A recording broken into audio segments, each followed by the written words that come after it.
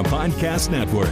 This is the Life.Style.Live podcast. Faces you know and a team you can trust. Stories that form your heart. Life.Style.Live. Life.Style.Live. This week on the Life.Style.Live podcast, we talked to Kevin Smith from the legendary comic duo Jay and Silent Bob, the pair of a show coming to Indianapolis. Here's what he had to say about their early days and highlights from their career. Life.Style.Live. Looking for ways to save on your energy bills? AES Indiana has you covered. From smart thermostats to home energy assessments, we offer simple solutions to keep your home comfortable and your costs down. AES can help you save money and energy with kits, tips, rebates, and more. Visit aesindiana.com/ways to save to learn more about how we can help you save money. AES Indiana, helping you discover real ways to save. Life.Style.Live. Jay and Silent Bob Strikes Back is arguably the biggest reason that I am the way that I am today. My brother and I grew up watching this movie, continually watch it. I've seen it thousands of times. And one of the greatest characters, in my opinion, of all time, Silent Bob, of any genre of movie, portrayed so amazingly by Kevin Smith himself. And he joins us now as he and Jason Mewes are on a national tour, bringing Jay and Silent Bob to the stage live. Thank you so much for being here, man. We appreciate this. This is so much fun. This is huge for me because I was always wondering who was the one that saw Jay and Silent Bob Strike Back, and it was you.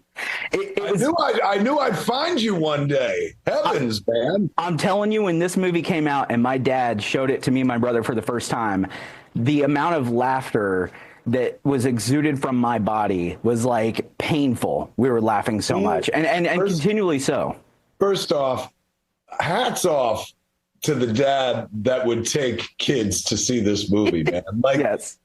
Whenever we do shows like the shows me and Jay are coming to do, we look out in the audience and generally everyone looks like us in terms of like old people who've been with us since the journey began. But there are pockets of youngsters and you're always like, how did this happen? And invariably, like during Q&A, we were like, how do you even know about us? You weren't even alive, when we started our journey yet. And they'll point to some reprobate parent next to them who's like, my mom or my dad like showed me your movies while we were growing up. And that means the world to me because that's the relationship I have with my father. My father's love language was taking me to the movies, man. That's how he communicated best with me, I feel. And it led directly to a life in cinema, if you can call it that. So that sharing a movie with a loved one, particularly with your kid, man, like you have no idea the impact that it's going to have. So thank you for sharing that. I mean, the older I get, like I've been doing this 31 years now. Like Mallrats is 30 this year. Clerks is 31 last year. You start the journey for different reasons. You start because you're like, selfishly, I want to make art. I want to tell stories. I want people to listen to me. And the older you get, the reward is not financial. It's stories like that, where somebody's like, my dad took me and my brother to see your movie. And like, we were laughing our asses off. That's a little piece, a slice of American heaven that I wasn't there for, but I get to be involved with. It means everything for an artist. Thank you. Well, I'm glad that's true. And I want to talk about the live show in a moment, but if I don't talk about Jay and Silent Bob Strikes Back, I will be remiss. I'm your guy. I know everything about it. Yeah, amazing, right? So I want to share this too, because it is one of the most quotable movies, in my opinion, of all time. Now, I can't quote a lot of it now. Considering one of the main characters doesn't even talk. Exactly, yes. But that's what makes it so good, because the one line that you say in that movie, my brother and I use it all the time whenever one of us isn't grasping something. And so if I'm not understanding it, my brother will just quickly go, the sign on the back of the car. And it immediately takes us back to that moment.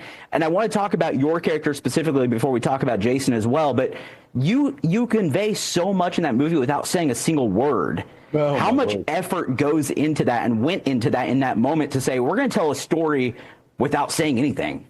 It was, when you've got Jason Mewes as your better half, you don't need to talk. Like, the charm of that character, just like the charm of Jason himself, is that he can entertain himself and does. So Silent Bob, you just needed an audience member for that guy. He didn't need to get into dialogue. All the stuff that he was saying was interesting enough. You just needed somebody there to react to him. So I wasn't intending to play that part myself. I was going to play Randall, which is why Randall has all the best jokes. But as we got closer to production, I was like, I'm not an actor. What was I thinking? I can't memorize all these lines. So I was like, but there's a part. I don't have to memorize anything. And I'll stand next to Jason, who is brand new, so I'll be able to like direct him more closely and stuff because he was afraid of doing it. It was crazy. Part was based on Jason, who he was at age 16. And I handed him the script after years of hearing him say all these things. And I was like, what do you think? He's like, I don't know if I could do this. And I'm like, it's you. How could you not just be you? Do it? Yeah. And he was like, well, I don't know. Like it says, I say snoochie boochies. Why would I say that? I was like, why do you say snoochie boochies? Perhaps it's time we investigate that. So I wasn't intending to be Silent Bob, and I kind of backed into it. And one thing I will say about him 3 decades into the career is this is my natural state. I love the sound of my own voice. If I'm not talking, I'm not living. So, you can they can make podcasts of me talking with AI because I've spoken so much over the years. For me to play a silent guy literally deserves an Academy Award because that is acting, man. That is going against everything in my nature as a human being to present a completely different version of somebody that I could never be, somebody who doesn't shut up. So what do these live shows look like then? Because this is a really cool undertaking that you guys have done, knowing that there are people out there, pockets of this country that go, we want more of this all the time. So what does this show look like for people who have never been?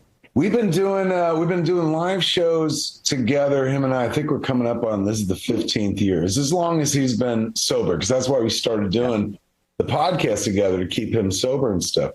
And honestly, this is weird to say, but I make more money standing on a stage talking about making movies than I do making movies. That's how often we're out there kind of singing for our supper. Periodically, I'll go out by myself. Like in the last few months, I've been traveling solo. But when we go out in February for 2 weeks, it's me and him. And folks, who are fond of the film work will show up and watch us not even do the thing that they most know us for, do something completely different where we just get to talk about ourselves. Now, we keep it fun. It's always funny. And this trip, we're bringing a scene from the new Jay and Silent Bob movie that we're going to perform and have people come up on stage and join us. So it's always a good time. We've been doing it 15 years at this point. Not Jay and Silent Bob, we've been doing for 31 years. Going out on stage, with the podcast and performing live, him and I together for 15 years at this point. And it always amazes me that anybody still shows up.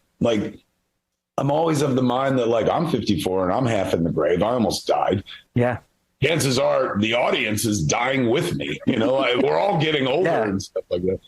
No one's getting younger. So yeah. So when we go out there and look out and see anybody in the audience, let alone a sold out show, it means everything. It means we get to work for a while longer, or culturally we're still relevant, things like that. We love Jay and Silent Bob. We are so excited for you guys to be here in Indy at the Egyptian Room on February 13th. We'll have all the information on our website so that you guys can go get tickets and enjoy them as well. Kevin Smith, thank you so much, man. This is a genuine pleasure, and I hope we can chat again. Well, you started the interview by talking about your dad taking you to see Jay and Silent Bob Strike Back. The pleasure is mine.